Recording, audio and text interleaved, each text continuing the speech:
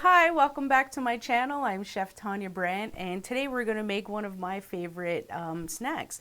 So one of my favorite snacks is just regular popcorn and stove popping that popcorn. So what I'm going to show you today is how really simple and easy it is to do that at home. I never realized how many people actually really rely on microwave popcorn. So today I'm going to make a simple stovetop popcorn that's great to make with kids. It's super fun. And then what we're going to do is we're going to take that a step further and we're going to do a maple glaze on it. And I actually have some black lava salt that I like to use for that. And we're going to show you step by step how to do that today. And thank you for joining me. Be sure to like and subscribe. All right, so let's get right to it. I want to turn my pan on here and I just want to start getting that warmed up. So popcorn is really simple to make. All you need is some type of high temperature oil. I like using sunflower oil for everything, so that's what I'm going to use today. When I put this in here, I'm just trying to think of an amount. It's probably about 3 tablespoons of oil that you actually put into your pan here. And you're letting that heat up. The popcorn can go in right away. So this popcorn, I probably have about between a half and 3/4 of a cup. I'll also be honest, normally I don't use a Teflon pan to do this or anything that's really high heat, but the pans I have at home are super huge, so I wanted something smaller to use this today. So I'm going to shake that a bit, and then you can see it's just to get one nice even layer on the bottom. That's what you're really looking for, so everything's touching the oil, touching the bottom, touching the heat. And what it does is it just, gets in and gets hot, and then that's what's going to make it bust open and to give us those nice kernels. So I just have that on there. I'm going to put my lid on here. You definitely want to use a lid because it's going to fly everywhere and you don't want to burn yourself, and it's something that you're not going to walk away from. You're going to stay here and watch. It only takes a couple of minutes, but you don't want to go like make a phone call or go run and change the laundry or something, because you'll come back to a big smoky mess, because it will go to a burning stage like really quickly once it's done popping. So you just want to make sure you're extra careful with that, but it is a really fun thing to do. If you have a clear lid like this, kids are super gonna love it because they can look down, they can see, you can probably already see inside that it is around the outside. It's like it's deep frying, right? Like it's frying and getting them super hot, and you can already hear that, right? So that's a bit of just moisture from water. It's not the actual popcorn popping yet. But that's a cool sound too. So kids look for that kind of stuff, and it's really great that you can have that much fun doing this with them. So, and then you can shake it too like this. So it's starting to pop now, and we'll just let it go, do its thing, hang out.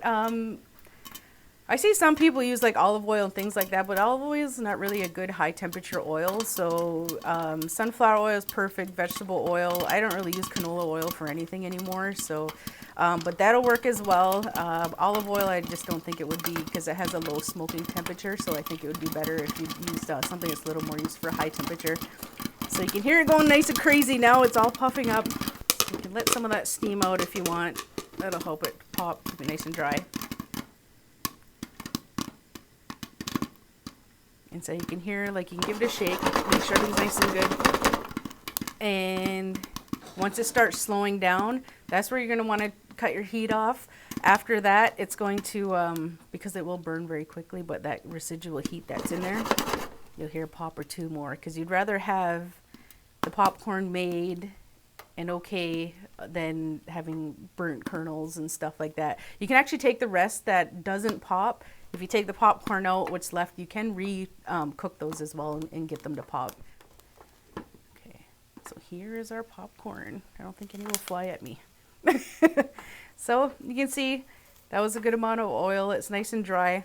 It's popped well. You can put salt in there while you go to pop it. I'm not going to, because I'm going to be doing some other stuff to it, but normally if I was at home, I might throw like a teaspoon of salt or something in there. Today I just use a regular popcorn. I'll be honest, I eat so much popcorn that all my fancy ones are all gone. There is a Dakota black popcorn that I absolutely love and is perfect for popping corn. The Haudenosaunee people even had little cobs of like strawberry popcorns. I don't really like using those for popcorn.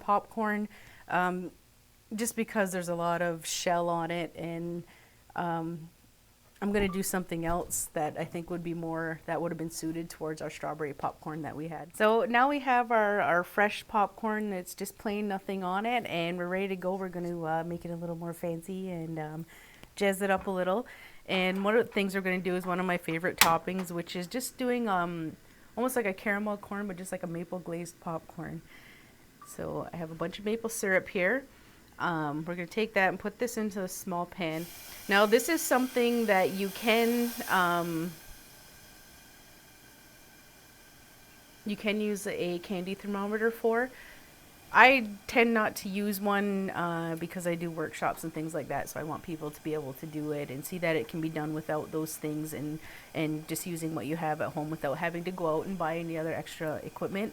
So what you end up doing is you just bring it to a boil, and you don't have to stir it, you don't have to do anything. It does all the work on its own. It's just like making any regular popcorn or caramel. The sugar just works on its own. So we bring it up to a nice high temperature.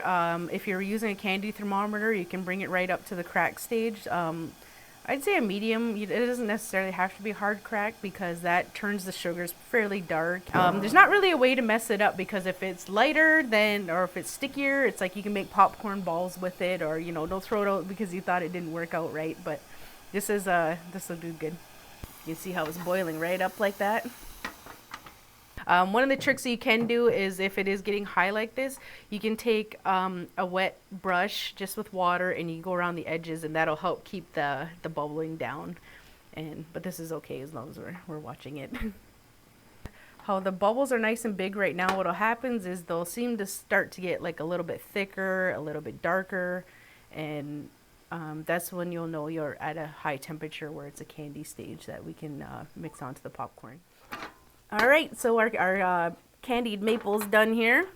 So you see it's nice and foamy. It's just kind of calming down. It doesn't really have to. That's okay. We can use that while we're dumping. So I got a little bit bigger bowl here.